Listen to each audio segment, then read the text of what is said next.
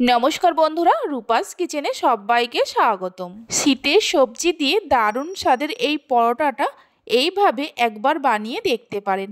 আশা করি আপনাদের ভালো লাগবে। বাচ্চাদের স্কুলের টিফিনের জন্য বা সকালের জলখাবারের জন্যও বানিয়ে নিতে পারেন। তাহলে চলুন রেসিপিটি দেখে নেওয়া যাক। শুরু থেকে শেষ পর্যন্ত দেখার জন্য আপনাদের কাছে অনুরোধ রইল। প্রথমে কিছু সবজিকে ছোট ছোট করে কেটে নিয়েছি। এখানে আমি বিনস, গাজর, ফুলকপি, পালং শাক নিয়েছি। সবজিগুলো আপনারা নিজেদের পছন্দ মতো নিতে পারেন। গ্যাসের ওপর একটা কড়া বসিয়ে তার মধ্যে দিয়ে দেব 1 টেবিল চামচ সাদা তেল। তেলের মধ্যে দিয়ে দেব 1/2 টেবিল চামচ গোটা জিরে, 1/2 টেবিল চামচ গ্রেট করা আদা, 3টে কাঁচা লঙ্কাকে কুচিয়ে দিয়ে দেব। কাঁচা লঙ্কাটা চাইলে আপনারা আরও একটু বাড়িয়েও দিতে পারেন। গ্যাসের ফ্লেমটা মিডিয়ামে রেখে 30 থেকে 40 সেকেন্ড ভেজে নেব। ফোড়নে থেকে যখন সুন্দর গন্ধ বেরোতে শুরু করবে, কেটে রাখা সবজিগুলো এর মধ্যে দিয়ে দেব। হাই ফ্লেমে মিনিট 2-3 সময় ধরে সবজিগুলোকে হালকা করে ভেজে নেব। সবজিগুলো হালকা করে ভেজে নেওয়ার পর গ্যাসের ফ্লেমটা লোতে করে দেব। এর মধ্যে দিয়ে দেব স্বাদ মতো নুন, দিয়ে দেব সামান্য হলুদের গুঁড়ো, জিরে গুঁড়ো, ধনে গুঁড়ো। এখানে আমি মশলাগুলো 1 চামচের 3 ভাগ করে নিয়েছি। 1/2 টেবিল চামচ চিনি দিয়ে দেব। এবার লো ফ্লেমে সব কিছুকে ভালো করে মিশিয়ে নেব। সব কিছুকে ভালো করে মিশিয়ে নেওয়ার পর গ্যাসের ফ্লেমটা লোতে রেখে মিনিট 5-6 সময়ের জন্য ঢাকা দেব। 6 মিনিট পর ঢাকা খুলে দেখে নেব সবজিগুলো সেদ্ধ হয়েছে কিনা। সবজি থেকে যে জল বেরিয়েছে সেই জলেই সবজিগুলো খুব সুন্দর সেদ্ধ হয়ে গেছে। এবার এর মধ্যে দিয়ে দেব 1 মুঠো ধনেপাতা কুচি আর 1/2 চামচ ভাজা মশলা। গোটা জিরে আর শুকনো লঙ্কাকে ভেজে আগেই গুঁড়ো করে রেখেছিলাম। আপনারা চাইলে গরম মশলার গুঁড়োও ব্যবহার করতে পারেন। সব শেষে দিয়ে দেব কিছুটা পরিমাণ ছানা। এখানে আমি 1/2 লিটার দুধের ছানাকে আগেই কাটিয়ে রেখেছিলাম। আপনারা চাইলে ছানার পরিবর্তে পনিরকে গ্রেট করে নিয়েও দিতে পারেন। সব কিছুকে ভালো করে মিশিয়ে নিলেই পরোটার জন্য পুর আমাদের একদম তৈরি। গ্যাসের ফ্লেমটা বন্ধ করে পুরটা ঠান্ডা হতে দেব। পুরটা এদিকে ঠান্ডা হতে থাক, ততক্ষণে আমি আটা ও ময়দাটা মেখে নেব। তার জন্য একটা মিক্সিং বোলের মধ্যে নিয়ে নেব 1 কাপ আটা, ওই কাপেরই 1/2 কাপ ময়দা দেব, ওই কাপেরই 3 ভাগের 1 ভাগ বেসন দিয়ে দেব, স্বাদ মতো নুন দিয়ে দেব আর সামান্য চিনি দিয়ে দেব। 2 টেবিল চামচ সাদা তেল দেব। সাদা তেলের পরিবর্তে ঘিয়ের ব্যবহারও করতে পারেন। সব কিছুকে খুব ভালো করে মিশিয়ে নেব। সব কিছুকে ভালো করে মিশিয়ে নেওয়ার পর অল্প অল্প করে জল দিয়ে একটা ডো তৈরি করে নেব। রুটি, লুচি, পরোটা করার জন্য যেমন ডো তৈরি করা হয় ঠিক সেই রকম।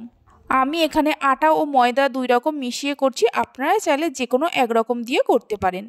আটা ও ময়দার ডোটা তৈরি করে নেওয়ার পর বড় বড় করে লেচি কেটে নেব। লেচিগুলো কেটে নেওয়ার পর লেচিগুলোকে গোল গোল করে নেব। লেচিগুলো গোল করে নেওয়ার পর লেচিগুলোকে এক সাইডে রেখে দেব। একটা করে লেচি নিয়ে ময়দার গুঁড়ো ছড়িয়ে গোল রুটির মতো করে বেলে নেব। রুটির থেকে একটু বড় আর পাতলা করে বেলে নিতে হবে।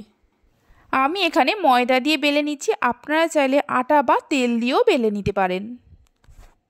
গোল রুটির মতো করে বেলে নেওয়া হয়ে গেছে। দেখুন, ঠিক এরকম পাতলা আর বড় করে বেলে নিতে হবে। এই রুটির মাঝখানে বেশ কিছুটা পুর এইভাবে সমান করে দিয়ে দেব। এইভাবে পরোটাটা বানালে পুরটা বেশ অনেকটাই দেওয়া যায়। পুরটা দেওয়ার পর জল নিয়ে এইভাবে গোল করে চারিদিকে লাগিয়ে দেব। তারপর একটা সাইড থেকে এইভাবে মুড়ে দেব। মুড়ে দেওয়ার পর ওপর থেকে হালকা করে এইভাবে জল লাগিয়ে দেব। আবারও এক সাইড থেকে এইভাবে নিয়ে মুড়ে দেব। ওপরটা আবারও এইভাবে একটু জল দিয়ে মুড়ে দেব।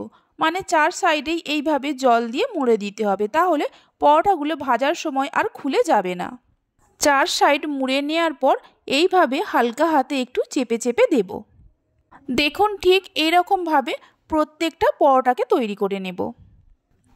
এরপর গ্যাসের ওপর একটা কড়া বসিয়ে কড়াটা গরম হলে কড়ার মধ্যে একটা করে পরোটা দিয়ে দেব।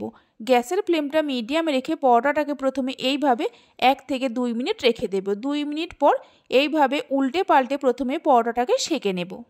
মিডিয়াম ফ্লেমে পরোটাটাকে উল্টে পাল্টে সেঁকে নেওয়ার পর অল্প করে তেল ছড়িয়ে দেব। অল্প করে তেল দেওয়ার পর আবারও এইভাবে উল্টে পাল্টে হালকা লাল করে পরোটাটাকে ভেজে নেব।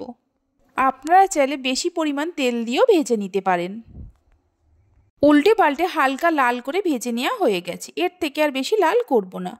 এবার একটা প্লেটের মধ্যে তুলে রাখবো। বাকি যে পরোটাগুলো আছে ওই একই রকমভাবে ভেজে নেব। এইভাবে একবার পরোটার রেসিপিটি বাড়িতে বানিয়ে দেখতে পারেন, খেতে সত্যি খুবই ভালো হয়।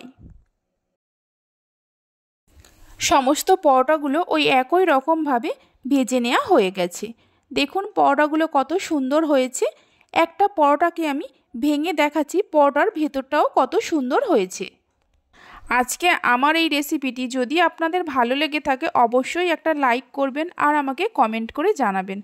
ভালো লাগলে চ্যানেলটি সাবস্ক্রাইব করে পাশে থাকা বেল আইকনটি প্রেস করবেন। আপনারা সবাই ভালো থাকবেন, সুস্থ থাকবেন। ধন্যবাদ।